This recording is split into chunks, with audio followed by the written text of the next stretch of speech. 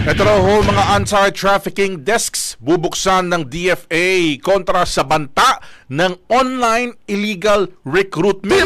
Brigada! Ang dami pa naman nabibiktima dyan, partner, di ba? Yung mga nagsasabing may trabahong ganito, ganyan. Tapos, mga scamming pala.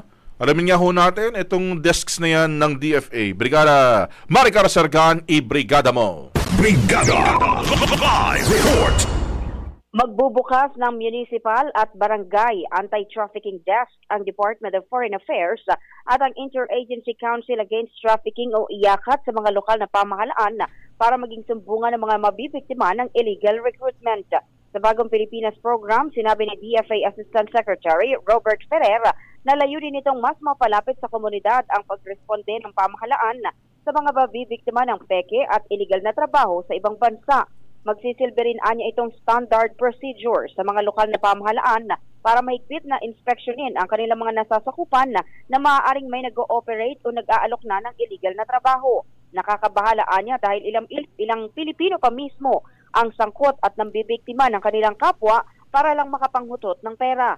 Binigyang diin ni Ferrer ang inilabas na Advisory Number 09-2025 ng Kagawaran na nagpapaalala sa mga Pilipino laban sa mga kahinahinala at illegal recruitment online na nangangako ng trabaho at mataas na sahod sa ibang bansa.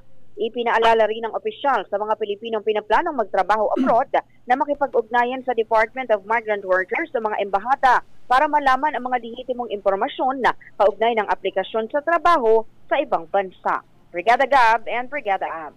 Salamat! Okay. Maraming salamat mula dito sa Malacanang in the heart of changing lives. Ako si Brigada Maricar Sargan ng 105.1 Brigada News FM Manila, the Music and News Authority. Isyong paglipunan, pinupunan. Ang bahaging ito ay hatid sa atin ng NutriCleanse Herbal Capsule. Linis tiyan, sexy tiyan.